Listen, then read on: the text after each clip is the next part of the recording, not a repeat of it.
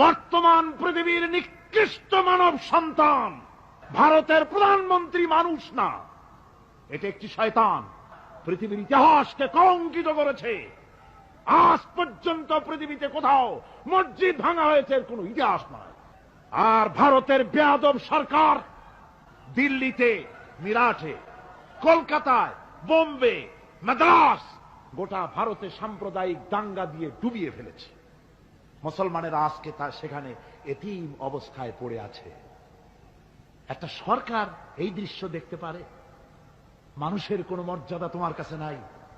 অত্যন্ত জরুরি জরুরি কথা আছে, সে কথাগুলি আমাদের শুনতে হবে। যেহেতু এই মাহফিলের পর আবার আপনাদের সামনে কথা বলতে পারবো এর কোনো গ্যারান্টি নাই। আছে নাকি কোনো গ্যারান্টি নাই? সুতরাং বসতে হবে, কেউ দাঁড়াবে না। টেলিভিশনের ভিতরে নাটকের মাধ্যমে ইসলামকে অসম্মান করা হচ্ছে, মুসলমানদের দাড়িকে অসম্মানিত করা হচ্ছে, টুপিকে অসম্মানিত করা হচ্ছে।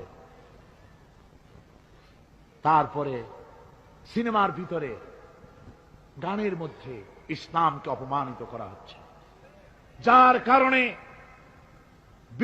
এর বিরুদ্ধে জাতি সোচ্চার না হওয়ার কারণে আস্তে আস্তে মুসলমানদের ঈমান কমে যাচ্ছে। বাতিল শক্তিশালী হচ্ছে, বাতিল শক্তিশালী হয়ে আক্রমণ করছে। আপনারা বলেন, ভারতের কি ক্ষমতা মসজিদ ভেঙে দেয়? এই পৃথিবী কি মুসলমান কম? জোরে বলেন, মুসলমান কম? তাহলে ভারতের বাবরি মসজিদ তারা ভাঙলো কি করে? সাহস পেল কোথা?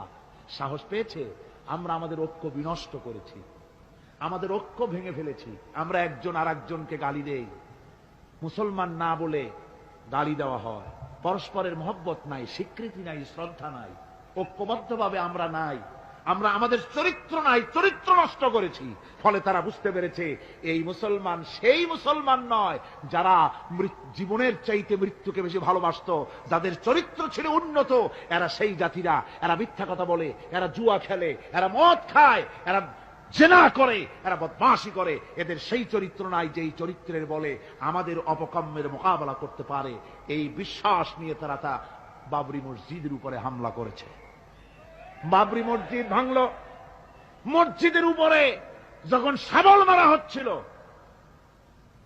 কেবল নিউজ নেটওয়ার্কের মাধ্যমে আমরা এই দৃশ্য দেখেছি, টেলিভিশনের পর্দায় দেখেছি শাবল মারা হচ্ছে।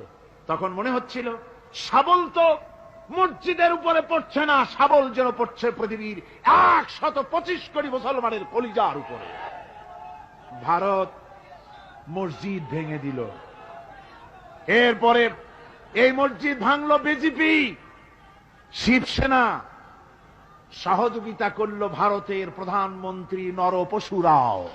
এ পৃথিবীর বর্তমান পৃথিবীর নিকৃষ্ট মানব সন্তান, জঘন্য শয়তান নরপশু। ওইটা নরসীমা নয়, ভারতের প্রধানমন্ত্রী মানুষ না, এটা একটি শয়তান। পৃথিবীর ইতিহাসকে কলঙ্কিত করেছে। আজ পর্যন্ত পৃথিবীতে কোথাও মসজিদ ভাঙা হয়েছে এর কোন ইতিহাস নয়। আর ভারতের বেয়াদব সরকার বাংলাদেশে যখন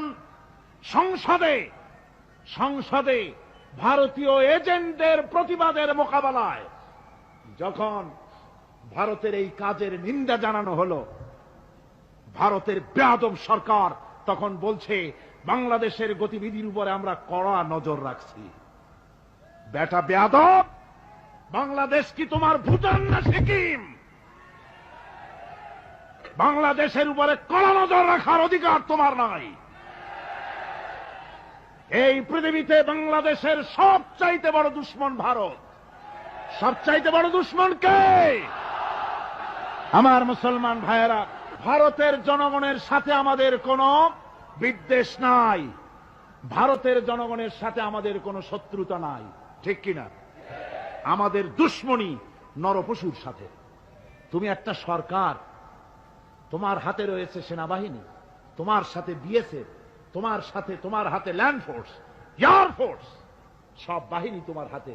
মসজিদ ভাঙে চোখের সামনে, তোমার বাহিনীর লোকেরা অস্ত্র নিয়ে দাঁড়িয়ে থাকে, একটা ফাঁকা গুলিও করলো না। করছে একটা ফাঁকা গুলি? মুসলমানেরা প্রতিবাদ করলো, সেই প্রতিবাদের মুখে মুসলমানদেরকে গুলি করে করে মারা হলো। কারফিউ দিয়ে পুলিশেরা মুসলমানদের ঘরে ঢুকে মুসলমানদেরকে বের করে এনে বেয়নেট চার্জ করে শহীদ করে দিয়েছে। দিল্লিতে, মিরাটে, কলকাতায়, বোম্বে, মাদ্রাস, গোটা ভারতে সাম্প্রদায়িক দাঙ্গা দিয়ে ডুবিয়ে ফেলেছে। মুসলমানেরা আজকে তার সেখানে এতিম অবস্থায় পড়ে আছে। একটা সরকার এই দৃশ্য দেখতে পারে? মানুষের কোনো মর্যাদা তোমার কাছে নাই? আরো বাংলাদেশের উপরে কড়া নজর রাখবা? 1971-এর বাংলাদেশ এখন না, 93 বাংলাদেশ। তোমার গোলামেরা দেশ শাসন করে না। এদেশে 11.5 কোটি মুসলমান বাস করে। আমরা ভারতকে দেখিয়ে দেব ইনশাআল্লাহ, জিহাদের প্রেরণা নিয়ে যদি প্রয়োজন হয় বাংলাদেশের যুদ্ধ যদি করা লাগে ভারতের সাথে, আর যুদ্ধ করা লাগবে। রাসূলুল্লাহর ওয়াদা। কার ওয়াদা? নাসাই শরীফ, ইবনু মাজা, এই ৭৭ দুটি হাদিসের মধ্যে হযরত আবী হুরায়রা রাদিয়াল্লাহু তাআলা আনহু বর্ণিত হাদিস রয়েছে। বলেছেন 2 শ্রেণীর লোক কিয়ামতের দিন জাহান্নাম থেকে মুক্ত হয়ে যাবে। এক শ্রেণী হচ্ছে যারা ঈসা আলাইহিস সালামের সাথে সাথী হয়ে যারা লড়বে আর শহীদ হবে, কিয়ামতে তারা জান্নাতে যাবে, জাহান্নাম থেকে মুক্ত। আর দ্বিতীয় শ্রেণী, ভারতের সঙ্গে একটা যুদ্ধ হবে, রাসূল বলেছেন হিন্দুস্তানের সঙ্গে একটা লড়াই হবে। ওই লড়াইয়ে যারা শহীদ হবে, রাসূলুল্লাহ বলেছেন কিয়ামতের দিন জাহান্নাম থেকে আল্লাহ মুক্ত করে দেবে। সেই লড়াই ভারতের সাথে আমাদের হবে। ওই লড়াই যেদিন বাঁধবে, বাংলাদেশের সেনাবাহিনী, এয়ারফোর্স, ল্যান্ড ফোর্স, পুলিশ শুধু এরাই যুদ্ধ করবে না, বাংলাদেশের 12 কোটি তৌহিদি জনতা শহীদ তিতুমীরের বাস হাতে নিয়ে ভারতকে পিটিয়ে ঠান্ডা করবে ইনশাআল্লাহ। আমার দেশে ভারতের মসজিদ ভাঙার প্রতিবাদে আমাদের দেশে একটা হিন্দুও মরে নাই। কথা ঠিক কিনা কন? কিন্তু ভারতে ভেঙেছে তারা বাবরি মসজিদ। আমার দেশের 15 জন মুসলমান পুলিশের গুলিতে নিহত হয়েছে। আমার দেশে হিন্দু মরে নাই। তোমরা আমার দেশে সেখানে আমার মুসলমান মেরেছ। হযরত আব্দুল্লাহ বিন ওমর রাদিয়াল্লাহু তাআলা আনহু বলছেন যে আমি রাসূলের সঙ্গে কাবা শরীফ তাওয়াফ করতেছিলাম। আমি বলতে শুনলাম রাসূল বলছেন, হে কাবা, তোমার কত মর্যাদা, তোমার কত সম্মান, তুমি কত মহান, তোমার কত ইজ্জত। তবে কাবা শুনে রেখো, আল্লাহ রাব্বুল আলামিনের একটা মুমিন বান্দার যে মর্যাদা, তোমার মর্যাদা যত হোক একটা মুমিনের চাইতে নিশ্চয়ই বেশি নয়। তোমরা মসজিদ ভেঙেছো আর আল্লাহর মুমিন বান্দাদেরকে ভেঙেছো। ভারত সরকার শুনে রাখো, মসজিদ ভাঙো নাই, তকদির ভেঙেছো। মসজিদ যেভাবে মসজিদের ইটগুলি টুকরা টুকরা হয়েছে, গোটা ভারত আজ হোক কাল হোক মসজিদের ইটের মতোই টুকরা টুকরা হয়ে যাবেই যাবে ইনশাআল্লাহ। তবে আমার দেশের মুসলমানদেরকে মনে রাখতে হবে, আমরা প্রতিশোধের নীতিতে বিশ্বাস করি না। ভারতের বাবরি মসজিদ ভাঙার ব্যাপারে বাংলাদেশের কোনো হিন্দু দায়ী নয়। কথা বুঝতে পেরেছেন? আমরা একজনের অপরাধের শাস্তি আর একজনকে দেই না। বাংলাদেশের কোন হিন্দু ওই ঘটনার জন্য দায়ী নয়। আমাদের দেশে মন্দির 2-4টা ভেঙেছে, আমরা খবর নিয়েছি। এই মন্দিরগুলি মুসলমানেরা ভাঙে না। এই মন্দিরগুলি ভারতের এজেন্টদের উস্কানিতে হিন্দুরা নিজেরা ভেঙেছে, মুসলমানেরা ভাঙে না। ভারতীয় দালালেরা বাংলাদেশের সারা পৃথিবীতে সাম্প্রদায়িক সম্প্রীতির ভাব মূর্তিকে ক্ষুণ্ণ করার জন্য এই কাজ তারা করেছে।